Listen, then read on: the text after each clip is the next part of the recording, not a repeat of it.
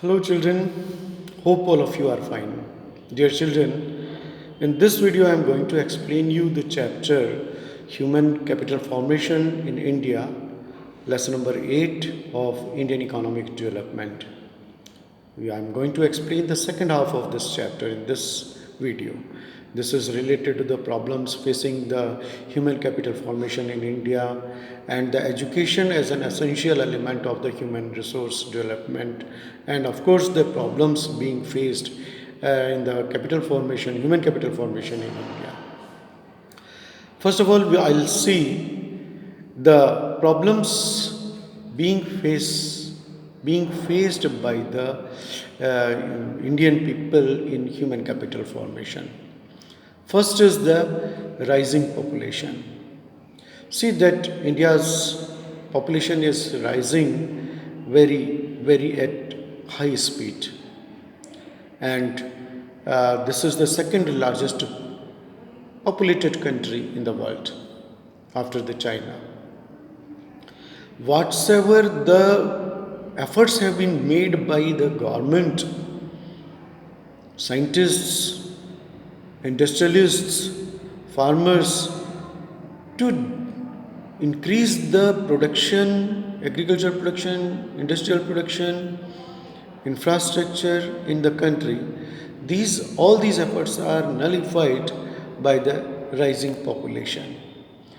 Whatsoever the efforts are being made by all these, by increasing the housing facilities, electrification, roads, hospitals, education institutions, all these are nullified by a rising population.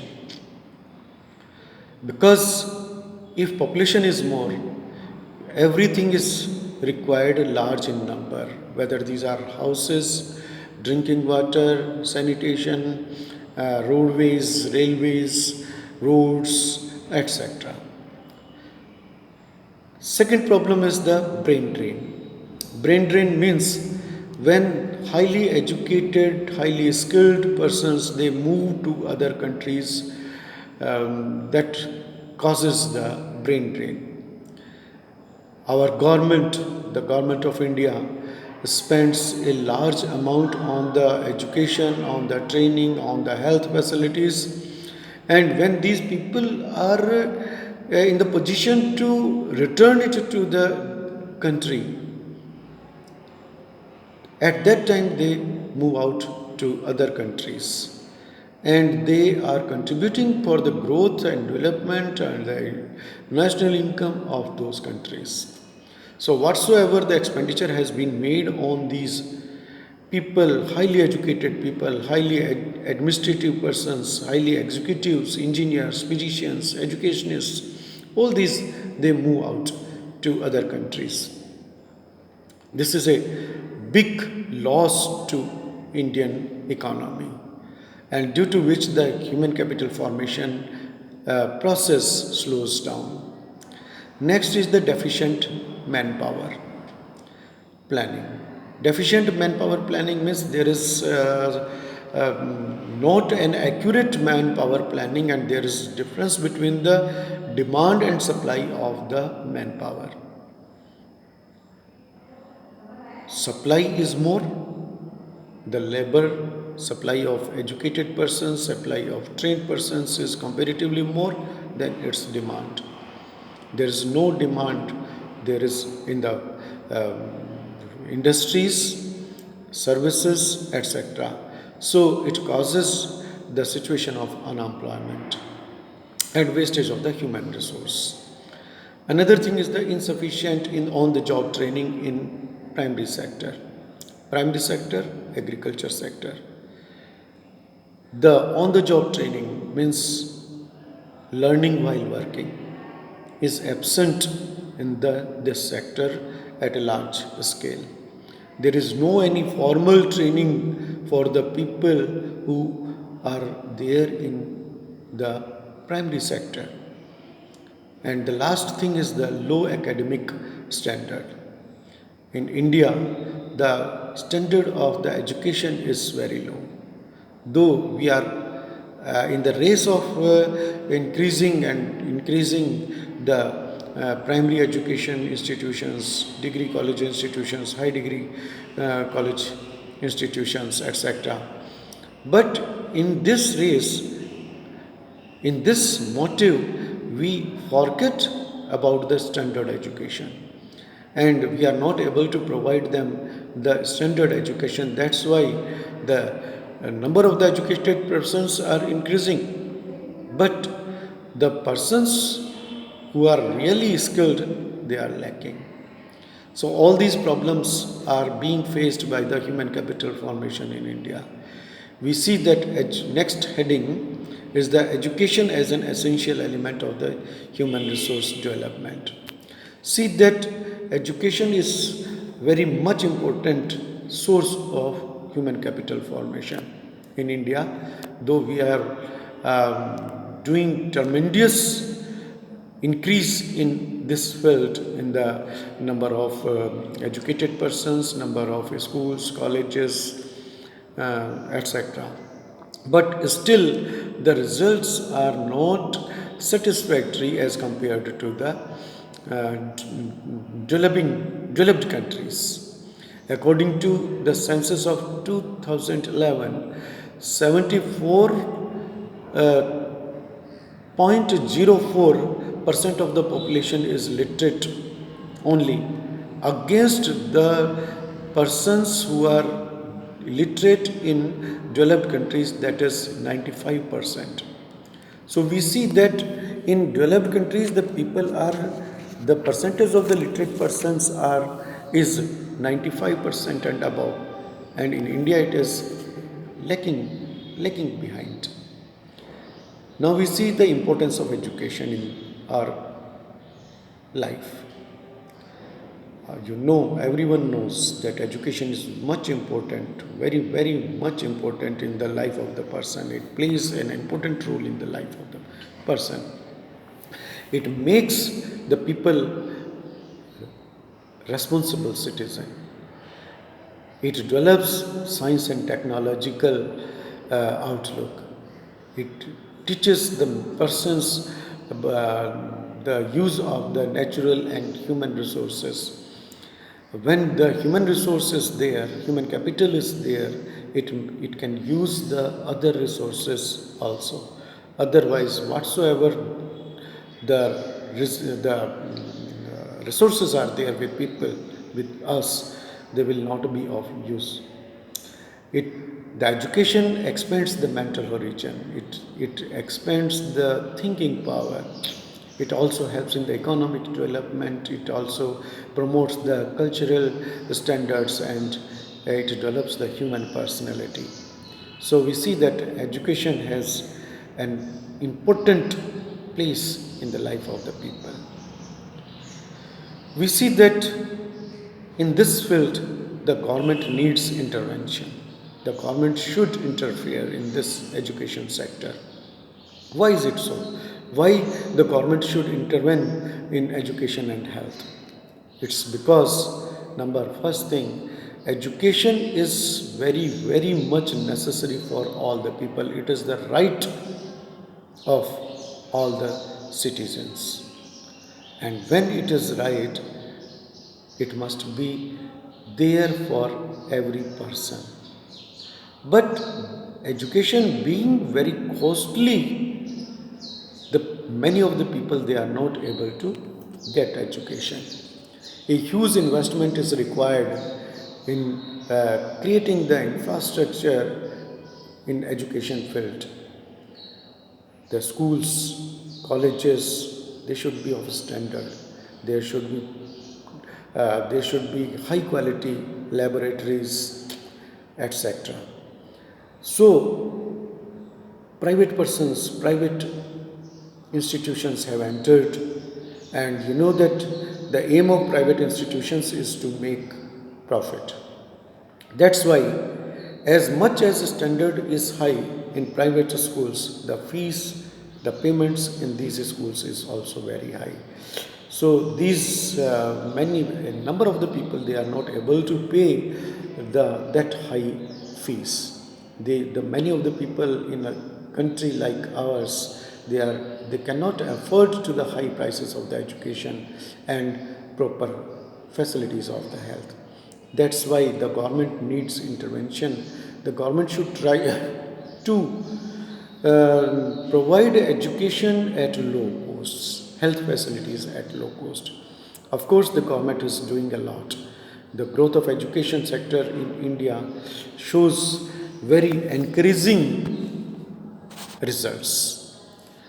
During the plan, the number of educational institutions provide elementary education has increased roughly 5 times, and the number of students has increased about 10 times. In 1995, hardly 18.33% of the total population was literate, and in 2011, the number of the literate persons increased to 74.0%. When we talk about the elementary education covers from class 1 to 8, and the number of primary and middle schools has increased a lot. In 1950-51, the number of schools was middle schools, primary schools was 2.23 lakhs, which has increased to 12.70 lakhs in 2015-16. Social and economic poverty is the main cause of the educational backwardness. Still, a lot of has been done by the government in our country, and recently the many steps have been taken. But still, we see that there are problems. When we talk about the secondary and senior secondary schools, in 1915-16, the number of secondary and senior secondary schools was 2.52 lakhs, and the number of students was more than 3.2 crores. This is very encouraging. In 1987-88, Navodaya Vidyalayas were established to impart education to the good standard education to the talented students of the rural areas, and they are providing free education, free boarding, free fooding, etc. to the talented students. At present, 565 Navodaya Vidyalayas are functioning in our India. Regarding the Kendriya Vidyalaya, the central government has established Kendriya Vidyalaya to the students whose parents are working in the transferable jobs, so that there can be similar syllabus and curriculum all over the India. Wherever their parents are transferred in the mid sessions also, they should get proper education. Now, if we see that number of central schools is estimated to 1128, as against it was only 931 in 2007, and number of students who are taking education in central schools and Kendriya Vidyalayas is 12.6 lakhs. There are some schools in foreign countries also. One is at Kathmandu, one is at Moscow, and another is at Tehran. So these are the efforts being done by the government at the secondary and senior secondary level. When we talk about the higher education, there are 799 universities which are providing the higher education in India. 44 central universities are there, and there 40 deemed universities are working. The total number of colleges in our country is 39,071, where the number of students in all the universities is about 346 lakhs in 2015 and 16. University Grant Commission guides these institutions. When we talk about the vocational and education in the secondary level, a lot of has been done. In February 1988, the central government launched a plan of vocational secondary education. Under this plan, financial assistance is given to the schools who are starting vocational courses at 10 plus 2 level. In 2012-13, permission was granted to nearly 1100 students, and they are 1100 schools to start the vocational education, and about 10 lakh students are getting the vocational education. Still, just now recently, in a new economic policy, you must have seen that Prime Minister Modi has taken a lot of efforts, and in his speech also he pays emphasis on the vocational education. He said that there should be vocal for local, so that it increases the employment in the country also. The local meat things should be encouraged. When we talk about the technical and medical and agricultural educations, in 1951, 43 diploma level polytechnic institutions were there, and now this number has increased to 1914. There are 3,400 recognized engineering colleges offering the degree level education in different disciplines. Presently, there are 289 medical colleges in our country, and where the admission capacity is 32,815 students. In the same way, many research institutions have been set up in India, just like the Indian Institute of Technology, Agriculture Research Institute, Indian Statistical Institute, National Physical Laboratory, National Chemical Laboratory, Institution of Economic Growth, etc. So, a lot of efforts are being done to enhance the technical, medical, and agriculture and knowledge also. At present, 617 community polytechnics are working, functioning in our school, in our country, and degree and diploma institutions are 3.53 lakhs and 3.54 lakhs respectively. When we talk about the rural education is also being increased at different levels. National Rural Higher Education Council was established, and under this council 14 rural education institutions are functioning. When we talk about adult and female education, a National Literacy Mission was set up in 1988, and since 1976 a formal education program has been launched, and these institutions are providing meaningful education to the people from the age in between the age group of 15 to 25 years. So we see that government is doing a lot, and due to which the literate numbers have increased 4 times, and the number of students have increased many times.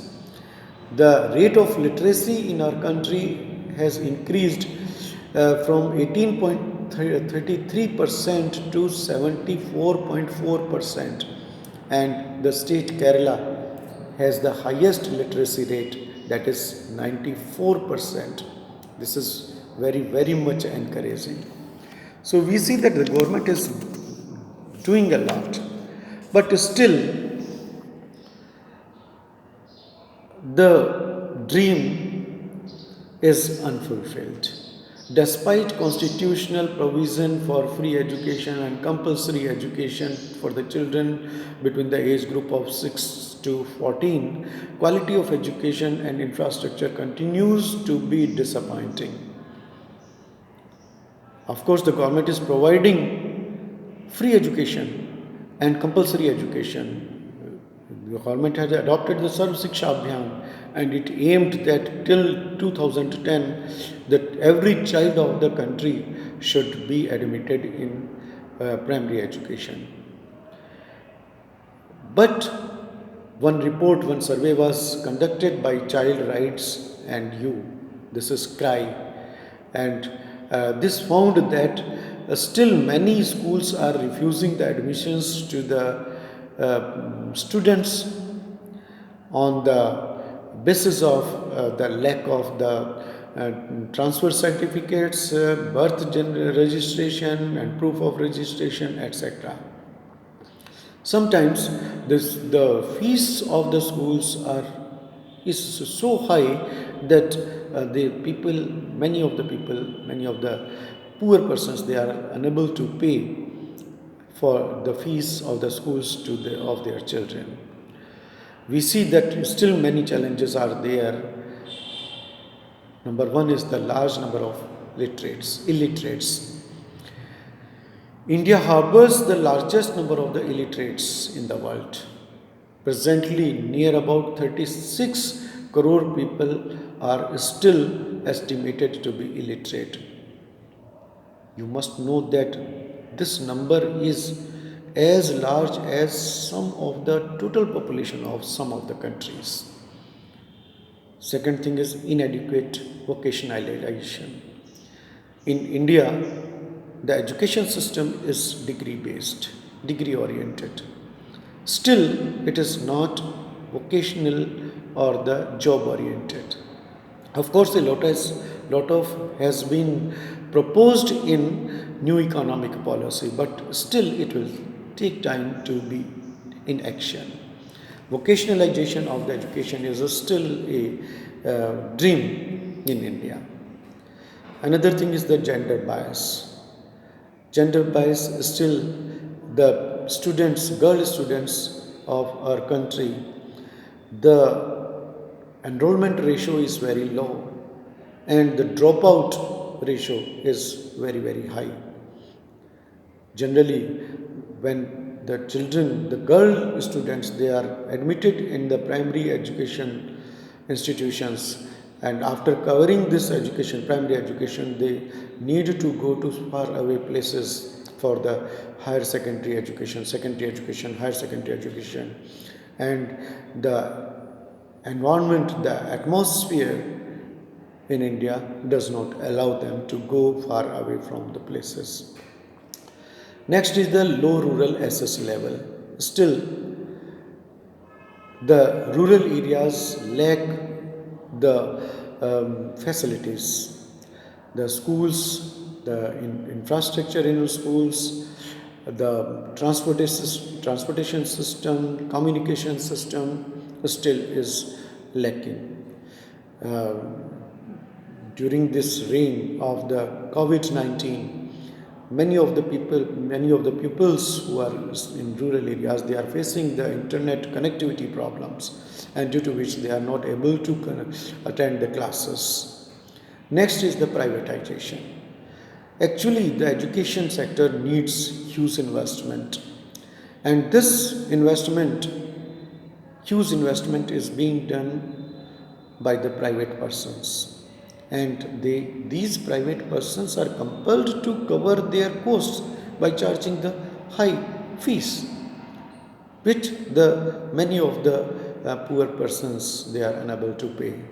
So there is a gap between the rich and the poor students and availing this facility. Last point is that low government expenditure. The government has failed to fulfill its commitment of spending 6% of the total GDP per year. Actual expenditure is only 5 to 4% only. It is required that the government should pay more and more stress to provide quality education in the rural areas or the private government schools.